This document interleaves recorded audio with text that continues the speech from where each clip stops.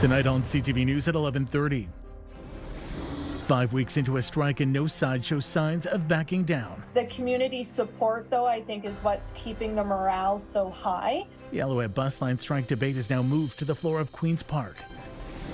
Plus, where is the support for long-term care in the province's budget? We're going to keep going. We're going to keep building. Questions are now being raised about the government's commitment. And the push for seniors housing in Smooth Rock Falls takes the next step. Smooth Rock Falls, when we met with them, it was a no-brainer. Officials are hoping shovels could be in the ground as soon as next month. CTV News at 11:30 with Ian Campbell and Rick Wyman with weather. Good evening. Thanks for staying up with us. 2 young pedestrians have been seriously injured after being hit by an SUV this morning in Sault Ste. Marie. That, according to police who were called to the area of 2nd Line West and Whitney Avenue just after 8 a.m. The driver of the SUV wasn't injured. Both of the youth were taken to hospital. Any witnesses or anyone with CCTV footage is being asked to contact police. In Sudbury, no injuries have been reported following a crash between a pickup truck and a school bus. It happened around 8:45 this morning on Regent Street South. 10 students were on board at the time. Both vehicles were towed about an hour later. The Sudbury Student Services Consortium says students were transferred to another bus and carried on to their destination. Meanwhile, the consortium posting to social media today that all bus service in the city will be back on the road by Monday. Routes servicing the city of Greater Sudbury and outlying communities are all scheduled to run. The consortium is reminding families that some roads are still narrow and to use the M Transport app as some stops might not be accessible. The superintendent of the Sudbury jail has been given a deadline to address fire code violations at the facility. Greater Sudbury Fire issuing the orders following a March 20th inspection. A senior prevention officer found a number of fire exits blocked or impeded by storage. Some of the staff not trained on the fire safety plan and 2 other infractions. A deadline of next Thursday has been set to address the violations. The city says it can't comment as it's a Ministry of Labor investigation. The Ministry of the Solicitor General says, quote, the ministry will respond to identified concerns appropriately. Timmins police say they're seeing an alarming number of impaired driving related incidents. Officers have responded to 15 since January 2026, resulting in a total of 48 charges. Breaking it down, the incidents include 9 drug related incidents and 6 alcohol related ones. Among the charges laid, 15 counts of impaired, 7 of dangerous operation, 1 flight from police and 1 resisting arrest. They add, if you suspect someone is driving impaired, you should call police. A Northern Ontario man is being honored for heroism during a 2020 house fire. Mark McCullough of Lively received the Medal of Bravery for risking his life to rescue a woman with a disability from a burning group home in New Tecumseth near Barrie. He's one of 31 Canadians recognized this year with decorations for bravery awarded by Governor General Mary Simon at Rideau Hall. A man was charged with arson for the fire that caused serious damage and forced the evacuation of the 2-story house and neighboring homes, but McCullough's quick action saved a life. Neither side appears to be budging in the Alouette bus driver strike in West Nipissing, and now the 5-week-old labor dispute has made it to the floor of Queen's Park. CTV's Eric Tashner reports. Alouette school bus drivers on the picket lines stand in solidarity, holding out for the best possible deal. The community support, though, I think is what's keeping the morale so high. The strike making its way to the Ontario legislature. Timiskaming Cochrane MPP John Vantoff raising the issue to the education minister. Why do they have to be on the picket lines to get the ministry's recommendation? Calandra responded, emphasizing the province is not at the bargaining table, but saying, I am somewhat concerned at how long this has taken. I've expressed that frustration. About 80 drivers initially hit the picket line. However, several days after the strike began, over a dozen decided to return to work. Alouette drivers earn a little more than $18 an hour and would like to see their pay bumped up to over $21. That's still under the Ministry of Education's recommended pay level. We're hoping that the province could intervene because part of the issue here is that there's funding that's available for the school bus operators through the government under the Ministry of Education. The company previously offered to increase wages by 15%, expressing regret over the disruption. It's part of a larger problem, Calandra says. There's not a lot of people offering this service anymore. We've seen a dramatic reduction in the amount of companies offering bus services across the province of Ontario. It is something that I'm going to look at. In a letter to families from the Nipissing Parry Sound Student Transportation Services, Executive Director Chuck Sagan writes, the consortium has not issued a notice of contract termination and that he is hoping a deal will soon be reached. They're also wondering if the employer is going to come back with some sort of an offer or wanting to have other talks, and so far there hasn't been anything. Eric Tashner, CTV News, North Bay. One day after the provincial budget was delivered at Queen's Park, there are questions about the government's commitment to long-term care. CTV Siobhan Morris has more.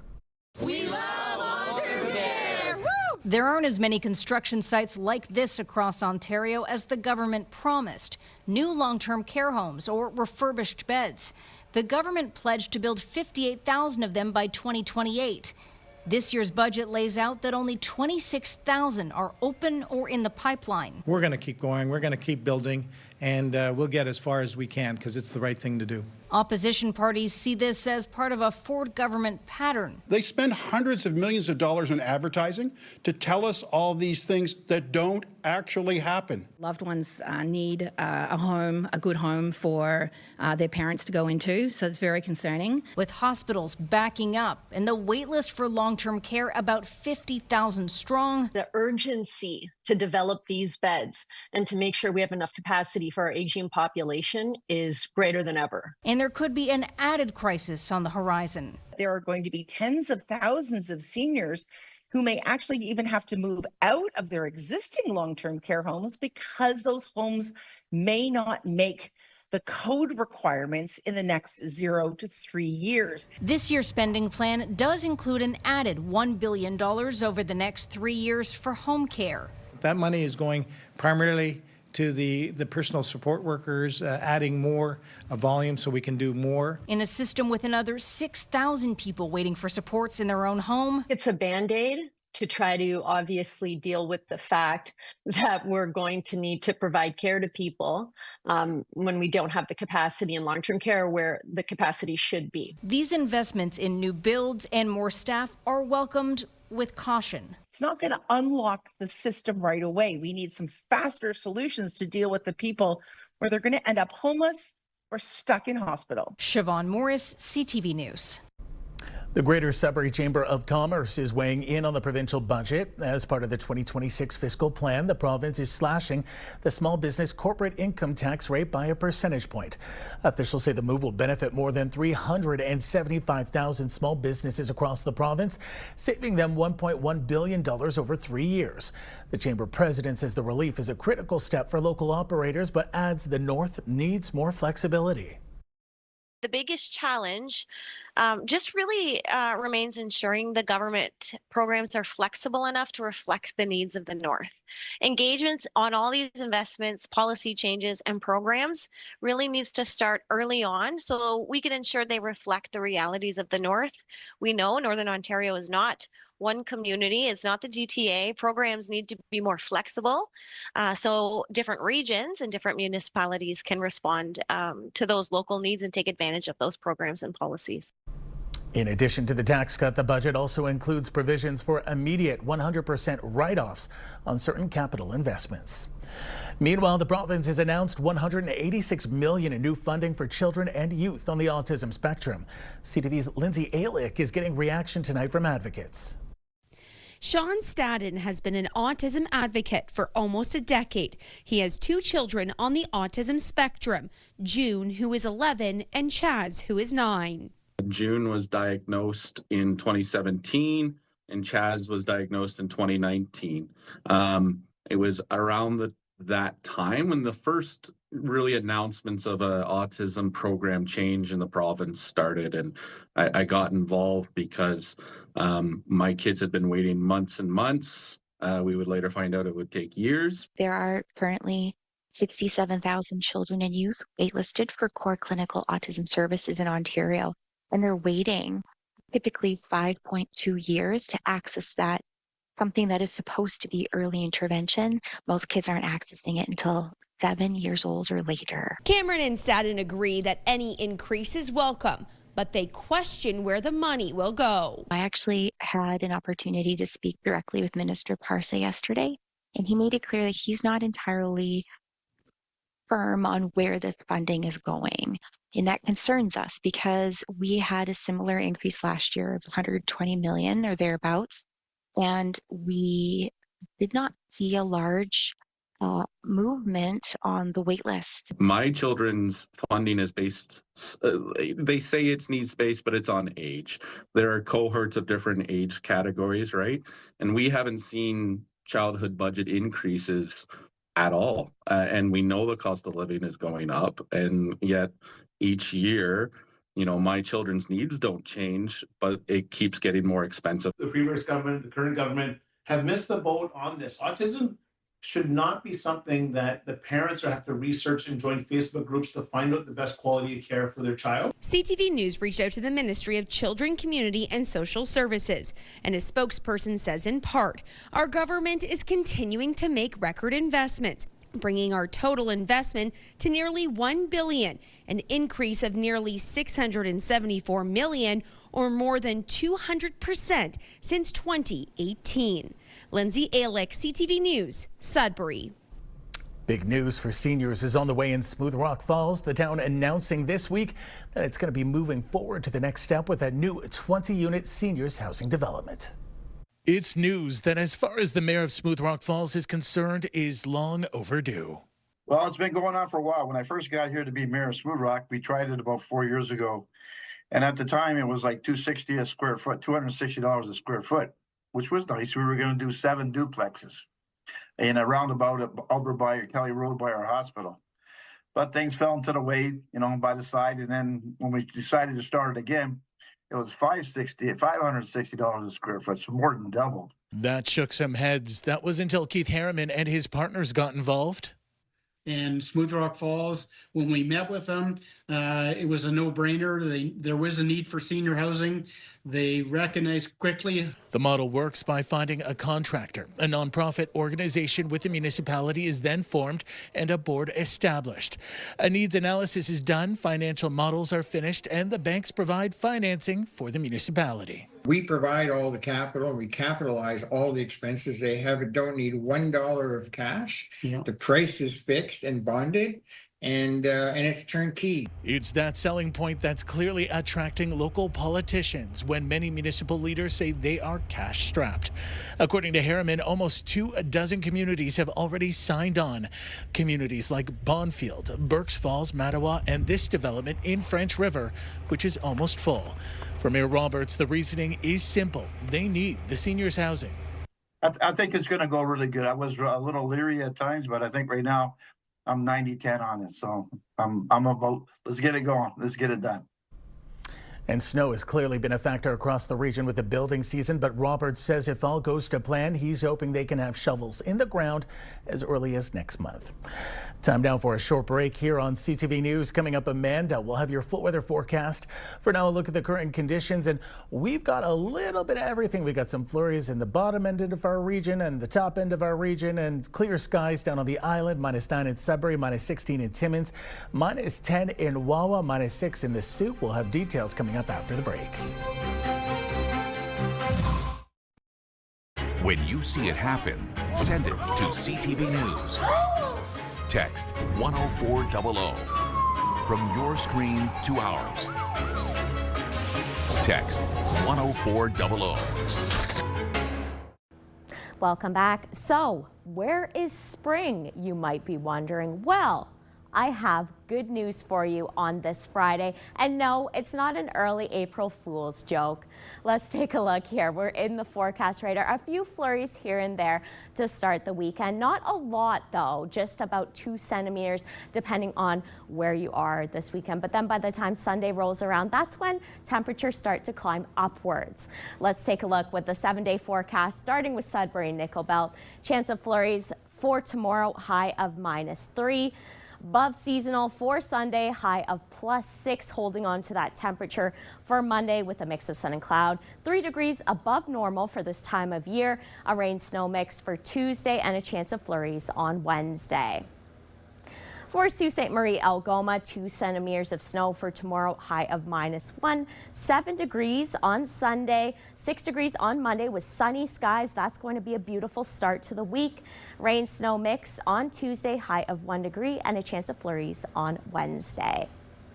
For Timmins, Cochrane, Kapuskasing, chance of flurries for tomorrow, high of -4, +6 though on Sunday. That's going to be a really nice day. Mix of sun and cloud, chance of flurries on Monday, high of -1, and then periods of snow on Tuesday. For Timiskaming Shores, Kirkland Lake, chance of flurries for tomorrow, high of -3, +5 on Sunday, mix of sun and cloud. Chance of flurries on Monday, high of 1, -2 on Tuesday with a rain-snow mix there, and then a chance of flurries on Wednesday.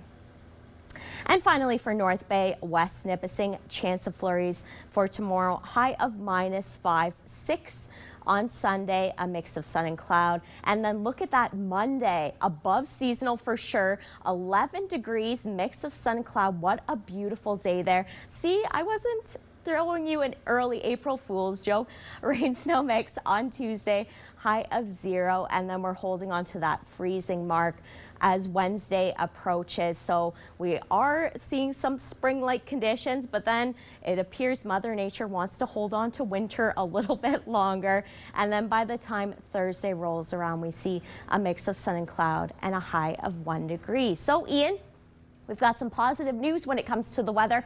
This weekend, some plus temperatures. I think that's great news, and I know you do too. Sending it back to you. I love it. Thanks, Amanda. And this is just another sign that the winter season appears to be over. Greater Sudbury announcing tonight that its Ramsey Lake skating path and the Queens Athletic Skating Oval have now closed for the season. Queens, seen here, hasn't even had a chance to dig out from last week's storm. Both paths typically see hundreds, if not thousands, of visits every year from mid-January to the end of March. Crews could be seen assessing the damage to the Lancer Dome in behind LaSalle Secondary School after the structure deflated from that historic snow last week. Officials at the Rainbow District School Board say they partially inflated yesterday to being in the process of removing snow and ice.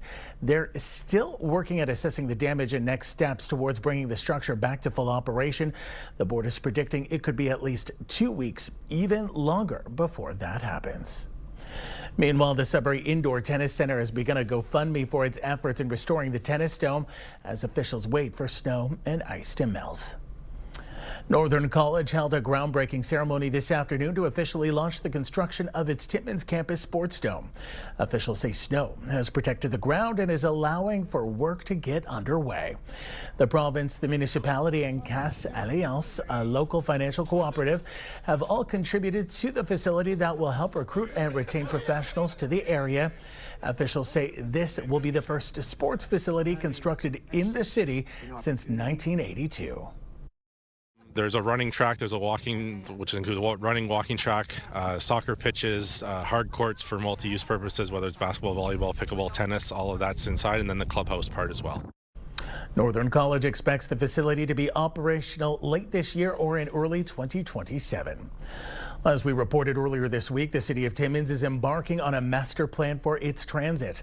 A key component will be looking at how to optimize routes by adjusting them and their schedules to improve a passenger's experience. City officials say public input will play a critical role in the development of the plan, and there will be both public and online opportunities to offer feedback. Like operationally, right now, our biggest challenges is staffing. And, recruiting enough, drivers to be able to offer our current service levels at any given time. So, maybe one of the things we were hoping for is like when we come in talking about route optimization is maybe there's key routes that service may not be required at certain times a day, or the frequency doesn't need to be as high, which then would free up our operators to driving hours to service other areas that are higher. So those are the type of things we're looking at.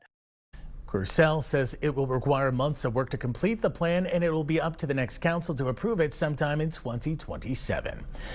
Still ahead tonight on CTV News. A very busy night for Northern hockey fans. All three OHL teams on the ice will head down to London after this.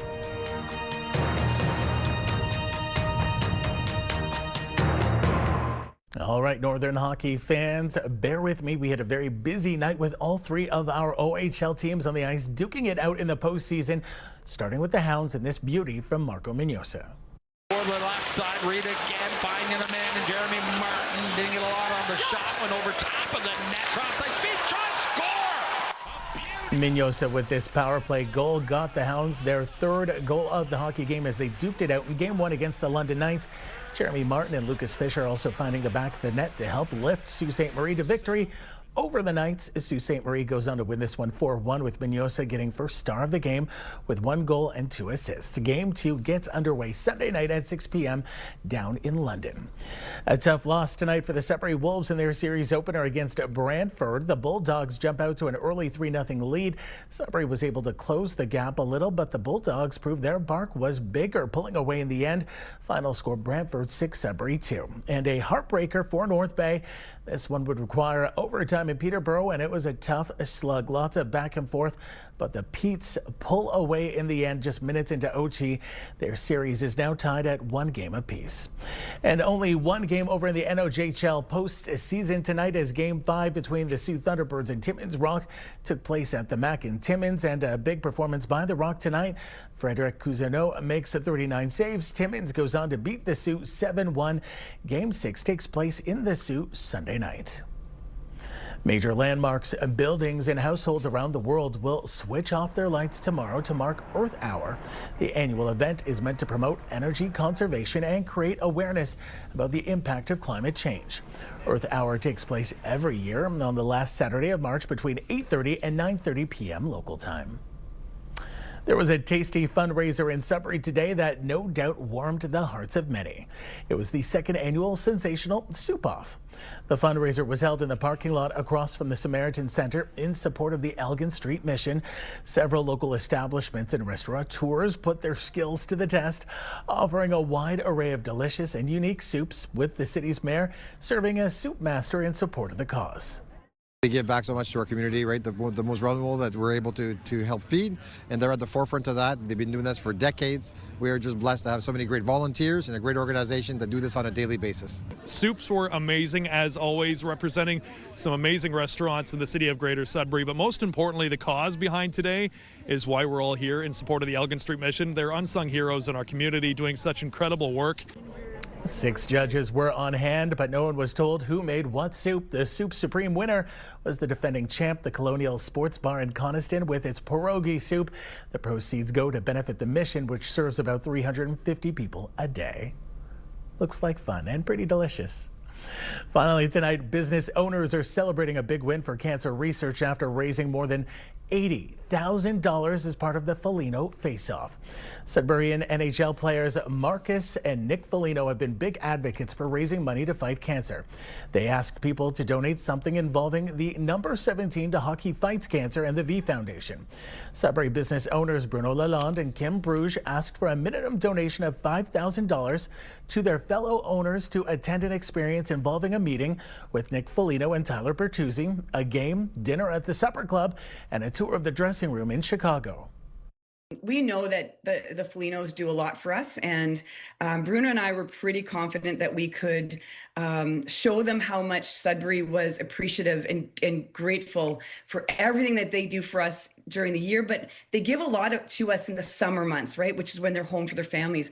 But when we saw the number, or when I personally saw the number and realized how much we could achieve, it definitely affected me emotionally. Yeah. We did it in 4 weeks. From a text message to 4 weeks later, we're sitting at the game, and $80,000. The Sudbury community comes together and really does push. I mean, it just goes to show is we are grateful for good things.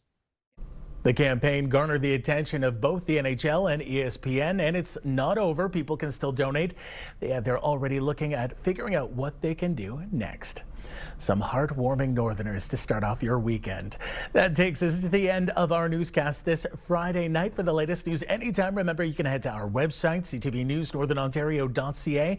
You can also download our CTV News app. Thanks for watching. Happy weekend. We'll see you Monday. Good night.